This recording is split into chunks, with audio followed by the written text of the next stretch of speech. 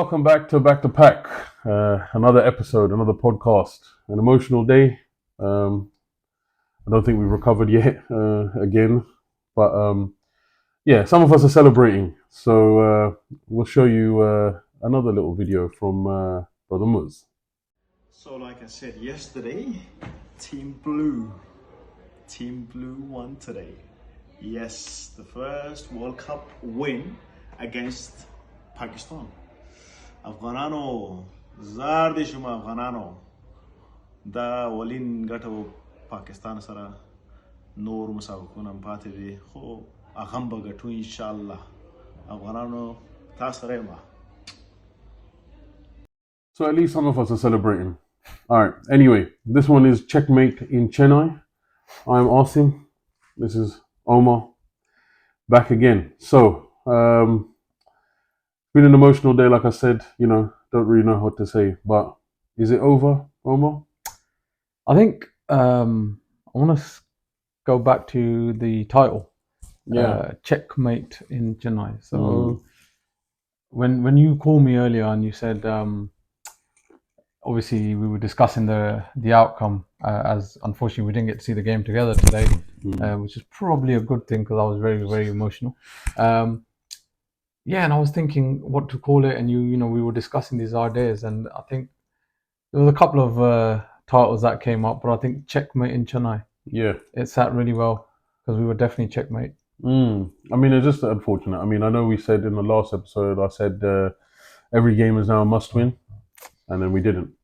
So now, I think we're going to be just praying and trying to be positive still. Obviously, maybe now it's just time to enjoy the cricket and see, where we go from here. Do you think we're out? We're never out. We're Pakistan, So, like I said last time, it's going to be a case of a few calculations. Unfortunately, I'm gonna have to get my stats ready. Get the calculator get out, the bro. calculator out, and then bro, just hope that we can find something or work our way through the matches, and hopefully we can improve enough that the other fixtures work in our favor. That's what it's going to come down to. I hate that. I absolutely hate that. However, should be used to it, bro. However, exactly. I was just gonna say, I think we're used to it, aren't we? Yeah. Yeah, I don't know. 4 points. We're sort of stuck at 5 at the moment, position 5. But I'm surprised that Afghanistan weren't ahead of us today. I think it's because of the net run rate, which I've been talking about. Well, yeah. But I don't think it's far off. I don't think it's going to be too long until we're going to get sort of overtaken. But it has been a topsy-turvy World Cup, Yeah. I mean, England losing, not just losing, getting completely demolished, and South Africa losing to Netherlands. So crazier things have happened, and there is, I still think, room for a little bit of optimism. Hashtag me, as always. I'll ask you a question. Go on. Do you think this is Pakistan's best 11? I think our best 11 was Asia Cup, going into the Asia Cup. And I'm talking about World Cup. Yeah, no, I know you are. I'm just saying that from that point, and I think I've said this before, I think that we were so taken aback mentally, I think, maybe even physically, by that World Cup, Asia Cup, sorry, and the way that it's affected our team, be it fatigue, be it injuries, be it whatever mental scarring from losing that badly to India at the end, and just being knocked out of that tournament at a point where we were meant to be favourites at some point, at least that's what I was told. I just think that it's had that effect on this World Cup squad, and I think that, I mean, we can see it. We're still chopping and changing, still bringing in Shadab now last minute into this team. It's it is what it is at the moment, I think. And I just don't think we can find a 11. I don't know where we're going to go looking. And I said this to you in the last episode that there's going to be more changes, and then there's going to be more changes. Every game there's going to be changes because we simply cannot find our perfect 11. And when you look at other teams that are doing well, they're doing well because they've stuck to a solid 11, which was probably picked on merit. Yeah, and they make tactical changes, right? Tactical changes. I mean, you can argue our change was tactical and bringing in a spinner back, you know, on this spinning pitch or spinning track as it's meant to be. But look, I think this is a perfect time actually to segue into the bowling. So, I mean, this is the thing. Obviously, there wasn't much positive that we got out of it, unfortunately. You know, I thought having set a decent total, and we'll get to the batting. You know, we had spinners. Didn't turn. They just didn't do anything. Unlike Afghanistan, we weren't able to get anything out of the pitch. Well, I said before that Chennai is a square turner. It's always favoured the spinners. When the fixture was announced last year, there was a lot of hoo-ha around. You know, Pakistan's been set up to play in Chennai. Yeah. You know, on a spin web against a team that has, you know, outstanding spinners. Well, yeah. I mean, I was actually seeing something. Just to interject, there was one post that I just read after today's match, which said that Pakistan had requested to play. I think it was India plays Afghanistan in Ahmedabad, I believe, or it was. So they wanted them in different pitches to avoid the situation. They different ground. Yeah. I can't remember exactly which one was which, but yeah, they requested that and it was rejected. Not that that's not an excuse. We should be able to take any team at any ground. You know, we're a professional outfit apparently, so that's what it shouldn't be an excuse, but it is telling that we can't get anything out of these grounds. It's worrying. If you watch Pakistan's batting against the Afghanistan spin, to be honest, when we started our innings off,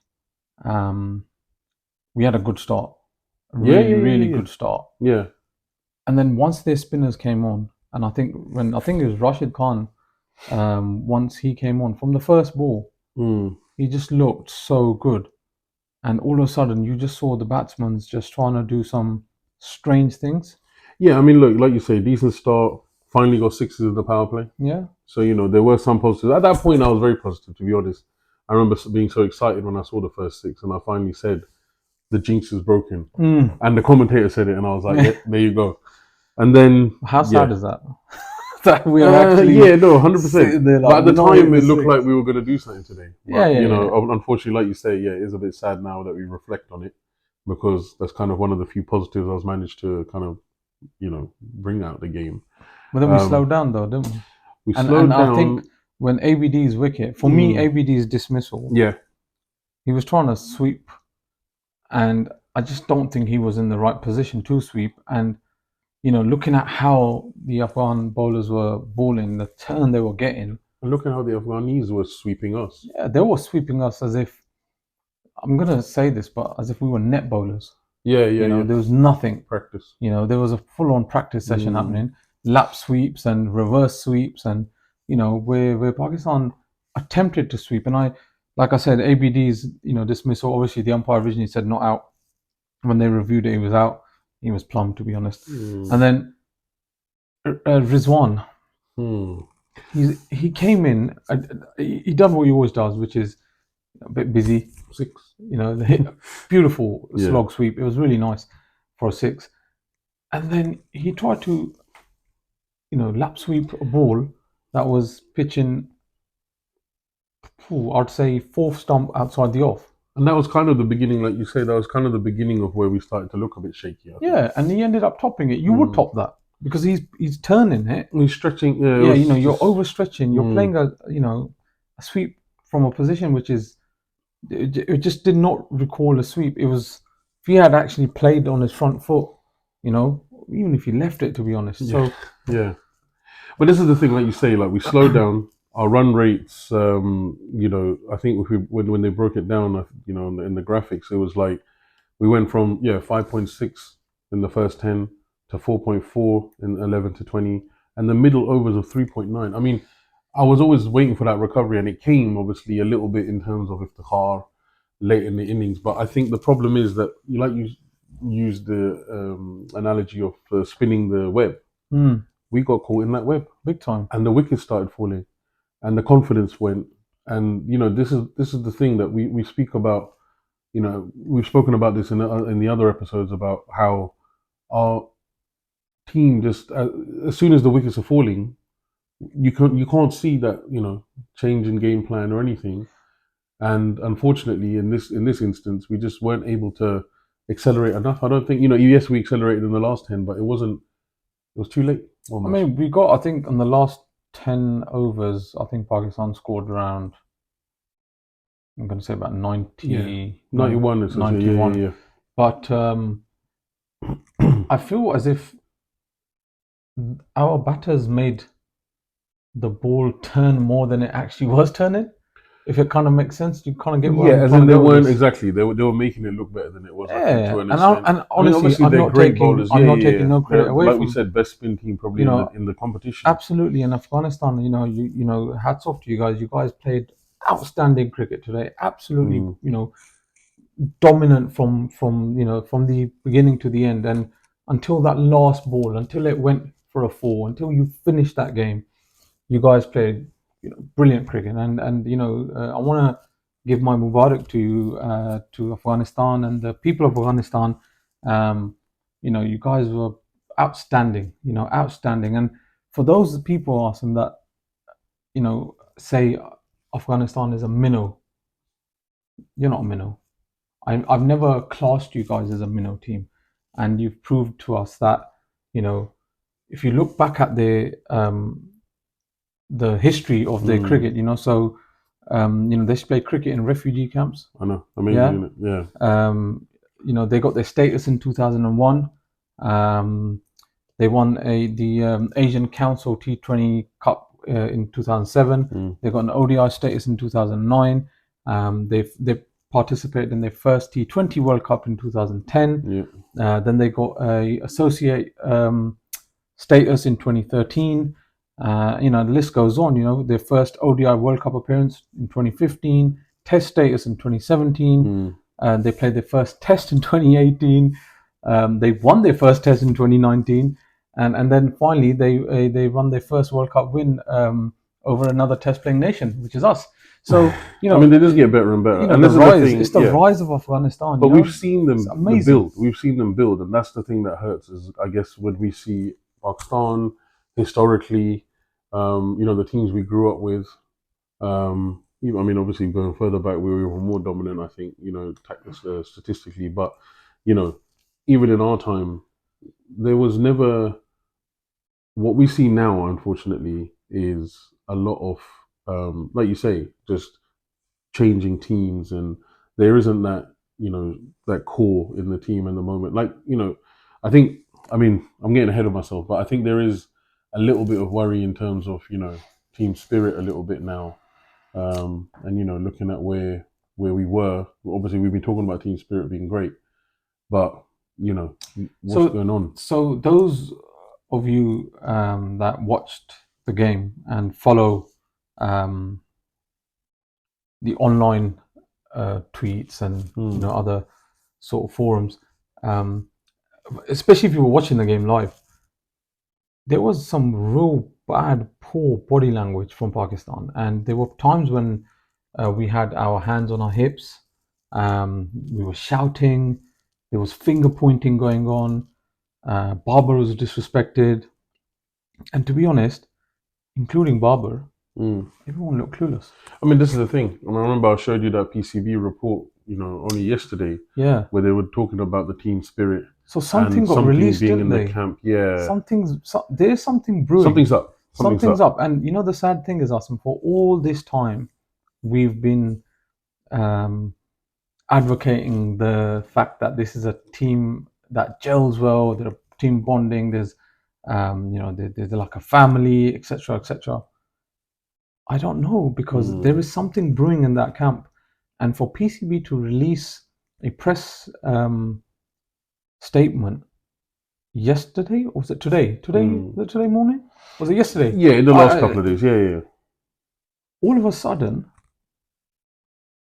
there's something that doesn't sit quite right here, and I know that at the moment the media is really, really pushing to push Babar out. And as much as I am a Babar fan, it's very hard for me to say this. Yeah, I know where you're going. But maybe it's time for Babar to step down. I mean, listen, it's a very hard thing for me to say. Just to even imagine it. To imagine that. But this is the thing, right? It's quite emotional for me. We've seen, and I think we've discussed this before, but we've seen so many of these players in the past, like say Kohli as well, Flintoff.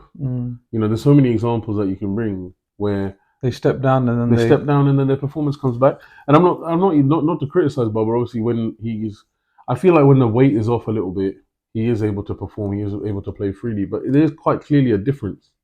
There's a stat that I've came across regarding Babar's performance pre-captaincy and after, now that he's captain. You will be shocked, and you guys will be shocked too.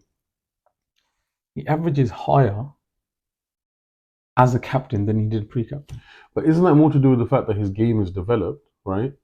And like I say, when his pressure is off, and this is the main criticism against Babar, is that when the pressure is off, when it's not an ICC tournament, when it's just a series or whatnot, he's able to play those freely. He performs. But when we come into those, an India Pakistan, for example, a 50 is fine, but Kohli's getting 100. And I'm not trying to just start doing that comparison there. You can't. My point is and I'll tell you what, I think we need to start admitting this if we haven't already. You cannot compare Virat Kohli to Babar. No, you can't. And there's a lot that goes into it, because I know we've discussed this at length about the team in general, but just breaking down the simplest thing, nutrition and fitness and ethic. If you look at someone like Kohli, who's, not that I'm advocating veganism, but he's gone into a vegan lifestyle just to perfect up his game. Yeah, but Asim, when you want something in life, no, 100%. They should all be on that same mindset.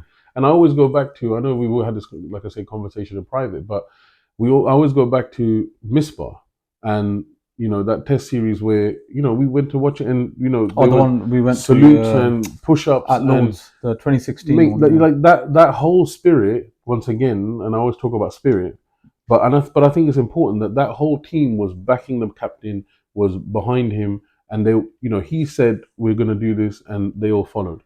And now, like you say, body language. They did a boot camp just pre-test, man. Into the military boot camp. Yeah. But that's the difference. That like at that point they were all willing to do it, or they were doing it regardless of whether they were willing or not. But they were all partaking in that, and they were all. You remember the fielding was suddenly another level. Obviously, coaches are obviously involved. So we had a really good. We had a really good fielding coach. I can't remember his name now, but I remember. Gone blank. And that was when Mickey had just taken over as well. So that was the beginning of that. It was the beginning of the rise of Pakistan. And Amir had just come back. Don't remind me, man. He had just come for his comeback test. Dark times. But you guys, if you don't know already, and Asim, if you didn't know this, again, something, as I'm the stats man, I have nothing else to do. Pakistan hasn't had a fitness test for the last 2 years. That's shocking. I know you said that just before we started filming. Can you believe this? But this is what I'm saying. The contrast of that to the Misbah and day, it showed like today. But it showed today. But I think it showed today. But today it really the fielding showed. Atrocious. It was probably one of the worst fielding efforts I've seen in a very long time. Like you call it lazy, clueless, brainless. There was, every run should be saved as if it's the last 2 runs left to win the game, to protect the game, sorry. And, there was times when we do this classic thing and, it's been ongoing for years, even in the days of the 2 Ws and, back in the day, when a ball goes past you, because you don't want to dive for it, you start finger pointing. This one. And the funny bit is, mate, do you want to have a look if someone's even behind you? Well, yeah. Right? Yeah. And then when they're putting dives in, I saw these dives today. I mean, Hassan Ali, oh my God. There was I think 2 dives, one in particular, where he's dived, he swept the ball with one hand, as he swept the ball, he's flicked it back, Yeah. and he's looking over there, well, the ball's behind his shoulder, and it's gone over the rope. And even the commentator said, before the commentator said, I'm like, you both fans. The commentator was exactly the same as me. Echoed it. It's exactly and the that's same. when you know it. That's and when you think, you know what, I'm not stupid here. I'm really not stupid here. You know, Imam today, at one point, I wanted to go into that TV screen and just like push him out the way and actually just get in there myself. Because, you know, let me just substitute you because I don't know what you're thinking, mate. Yeah. You know, it was bad. Yeah. The whole, the balling, the fielding, the whole orchestrating the whole field. You know, today was just. I'm really upset. Yeah. No. I feel really, that, and I really think you know. I mean, maybe I should apologize, but we had a plan going into this podcast, and we wanted to break it down and try and be positive. And I think emotions have taken over a little bit. Well, and you we've know kind what? of chopped and changed. The thing is, guys, if we're not going to be real, you know, I know I've been getting a lot of good feedback and positive feedback regarding the way we're conducting ourselves, the way we're promoting Pakistan cricket, the way we're promoting cricket, and not just Pakistan cricket. We're also talking about other teams and how well they perform. Of course. But we love the game, and I was told though, you know, are you guys a bit sugarcoating our faults? Yeah, no, we've had a bit of that. I thought to myself, maybe we are. And today, I think I needed a game like this, but yeah, to actually say, you know what, hang on. But this is the thing, right? Because up till now, we had hope. We had the hashtag Omid. And don't get me wrong, I'm still going to finish with Omid. But at this point, it is hard to see a way out. And the only way we're going to do it is the Pakistan way. We said this last time. No, but that was the other Pakistan way. Which is what? Well, that would have been winning every game and whatever, right? That's not going to happen. But listen, I would not be surprised. And I'm sure this is going to get brought up if we lose another game, but I would not be surprised if we went on to beat all the big teams now. And then what? And then nothing. But that's not the point. The point is that when the pressure's off, once again, are we going to get these performances from these boys? I don't know. Are we clutch match team? No, obviously, evidently not. But that's always been the problem, right? Because when we've had an India-Pakistan game to start off a tournament, we know it's a loss. When even this India-Pakistan match, you predicted a loss. So the fact is that I was right. You're right, but that's my point. That's the clutch match, right? Because for us to maintain that, if we'd won that, let's just say we'd gone into that whatever performance we needed to do, we did. We probably wouldn't be having this conversation because that would have galvanized our team. We would have gone forward. How many games are left? Where are we up to now? 4 games left. Yeah, halfway, right? Right. How many points is that if you were to take them? What, left? We need them all. How many points is that? 8. 8 points. How many are we on? Are we on 4 still? 4. Yeah. What does that take you to? 12. 12 points. India is already on 10. Yeah, but we're not trying to obviously go top here. We're trying to get to 4. No. So I'll break it down for you. Yeah. So they're on 10. Who's next? New Zealand. Yeah. How many they're on? 8. Yeah. Then who's third? South Africa. They're on 6. No. How many games have they played? So they lost to Netherlands. Yeah. You're going to make me look this up now, aren't you? No, you have to look this up. Yeah. So they lost to Netherlands. Yes. They beat England. They beat Sri Lanka. Yeah, I mean, they've only lost 1, right? Yeah. They lost 1 or 2? Okay, hold up. We need to see this because I'm trying to understand. Yeah, here you go. So talk me through. Yeah, so 6, yeah. So 10, right, so 8, 6, 10, 8, 4. 6, 4. And then we're obviously joined. We're on 4. We're joined 4 with Australia. Pakistan, Australia, Afghanistan. But we've played one more game more than. So they were essentially one of those teams. Where I'm trying to get with this is this: we get 12 points, yeah, for the remaining games. Yeah. India's got another 4 games to go. Yeah. The chances are they're going to win them. Yeah, I mean, I can't see a team that's going to beat India at the moment. At the moment, yeah. Let's be honest. India's qualified, right? Yeah, New Zealand's qualified. New Zealand pretty much qualified. Yeah. SA could slip up. Okay. And this is me playing the devil's advocate now. Yeah. I also think someone from the bottom 5 will overtake and get into that top 4. Well, yeah, I mean, you've got a case for that. I mean, but the thing is, there is no real. I mean, there's the bottom four, obviously, is joint on two, but then, like you say, one win and they're in it. Afghanistan's on 4 points. Yeah. Pakistan's on 4 points. Australia's on 4 points. Pakistan and Afghanistan have played 5 games each. Mm-hmm. Yeah. Australia's played 4. Yeah. And the rest of the bottom 4 have played 4. Bangladesh are playing tomorrow. Yeah. Netherlands, Sri Lanka, England. Now, again, England, can they qualify? I doubt it. Mm. I'm very, very surprised because I had them as. Yeah, I mean, they were one of the 100% favourites top four. going into it. At the moment, they're bottom. The point I'm trying to make is the table is Yeah. quite open, yes. Yeah. But I still feel, even if Pakistan were to win all their games, this net run rate is going to come into play big time. Yeah, and then at the end of the day, like you said, even if South Africa slipped, they've got the best net run rate. They have got the best net run rate. So, you know, yes, we want to see our team win every game. It's never 100% possible. But like I said, if you win all the games, where does that take us? Initially, I had 99% confidence Pakistan will get into the top 4. Yeah. We'll get to the semis. After watching today's game, there's a big nasty question that comes to my mind, and it's something that I don't normally do. Does Pakistan deserve the semis? Well, not on current, obviously, performances, but they probably never did from the beginning. But then that's not really what we've been trying to be about here, you know what I'm saying? But no, I know where you're coming from. But yeah, I know. Honesty, guys, I know you're honest, look, you're probably thinking this guy is normally if we're going to be so honest, positive. did we deserve to beat Netherlands? Did we? Deserve to beat Netherlands? Did we play a good game? No. Nah. Right? Did we deserve to beat Sri Lanka?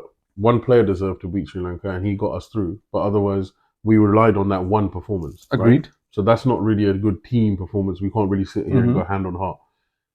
India, right? Nothing to say. Australia, okay, Shaheen bowled well, fine, good. But if we look at every single performance, we can say that, okay, look, overall, no, we don't. Did we deserve it coming into the tournament?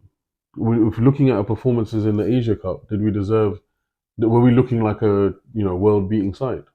No. So I don't think coming into this tournament that maybe we would have been a favourite. In my heart, it wasn't a favourite in that. We weren't technical sense. Yeah, we weren't favourite. But favourite even for top 4. In your head, you're saying you expected it. But I didn't expect it. See, I expected it. But I hoped it. And this is my point. Now, for me, that hashtag Umeed, once again, has always been about wanting Pakistan to do something special, to pull out that performance. And we know they can do it. And for me now, what worries me is if the spirit isn't there, then I don't know where it's going to come from. Because remember, when we looked at the Champions Trophy days, and when we look at any of our team, 2019 as well, we'd counted them out in the first game. West Indies, we sat there, we missed half the game because we went to the shops. But the fact is that, we pulled off win after win after win after win. And we had such hope. Yeah, okay, fine, net run rate did us. But my point is that if there is a team, no other team can say that of their team. That, like England at the moment, I don't think they're sitting there going, yeah, we can still do it. They've probably given up. Sri Lanka, I mean, I've got Ramesh, my boy, he's given up. Because I'm not saying that they're not capable, because they've all got good teams. They've played better cricket than Pakistan. Potentially, but that's not what I'm talking about. What I'm talking about is that sheer heart that can sometimes come out when the pressure's off, and then hopefully the calculations can work in our favor. But I know you try to break it down, and maybe prove me wrong. I wanted to just. But my point is that if be real. No, yeah, but then, like I say, if I was being real, then potentially at the beginning of the tournament, I would have said, yeah, let's just have fun. And, they haven't given us much. We're still friends. Yes. We're still friends. No. But I think, we're best of friends. I think the honesty. And this is what I like working with Austin. The honest element of it is that. But listen, I think we need to close off now. Mm-hmm. There's enough. I've had enough. Yeah. No, we've had, like I say, it's an emotional one. It's going to be an interesting one to edit.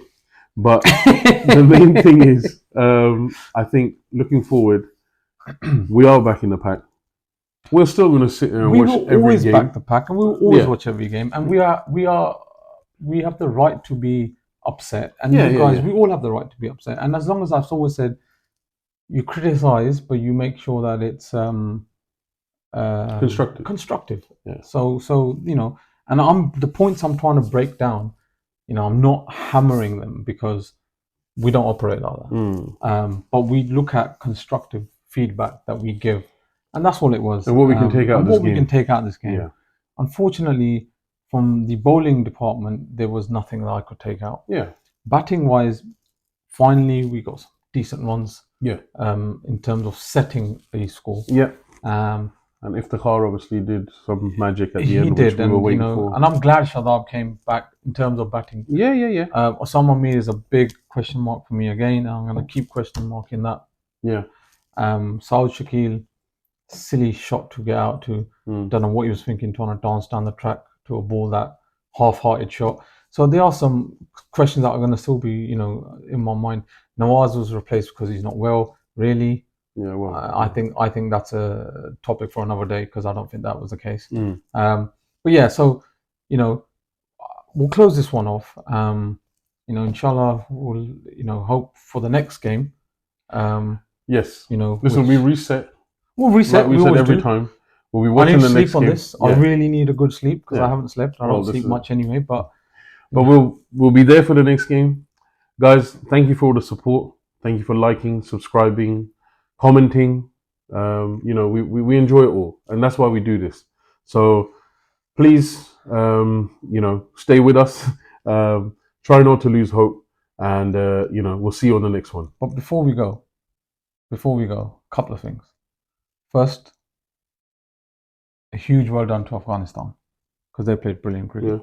Yeah. They were outstanding. Like I said before, you guys, hats off to you. You've seen some crazy times in terms of the situation back home, and you've risen. It's brilliant from you guys, and I want to point out Noor Ahmed, who I thought was absolutely outstanding. Yeah. What an addition. For an 18-year-old, brilliant, totally, phenomenal. Not Osama. Hey, opposite to Osama. Oh yes, we're not talking about that. Ibrahim Zadran, brilliant, absolutely brilliant. Gurbaz and Rahmat and Nabi and Rashid, everyone. If you're not a Pakistan fan, you've got to be an Afghanistan fan at some point in life because I'm beside back in the pack, I'm happy for them. Absolutely happy for them. I was happy for them, and like you say, no one deserves it more probably. Yeah. And lastly, to close it off now, I'm going to ask you. I'm going to say 2 words to you. You don't have to answer this, and I could probably leave you guys with a bit of food for thought. Pakistan, Babar Azam, Dosti 11. Yeah, I mean, that's all I'm going to say. Yeah, there's a lot to be read into that. We've obviously questioned the 11 today quite extensively. But just remember, Dosti 11. Well, and what does that mean to you lot? What does that mean to you? We're not going to discuss it in this episode. No. But yeah, it's a bitter pill to swallow. It is, but we will continue back in the pack. Umar. Thank you guys again. Thank you so much for joining us, and inshallah see you soon. Take care, guys. Take care.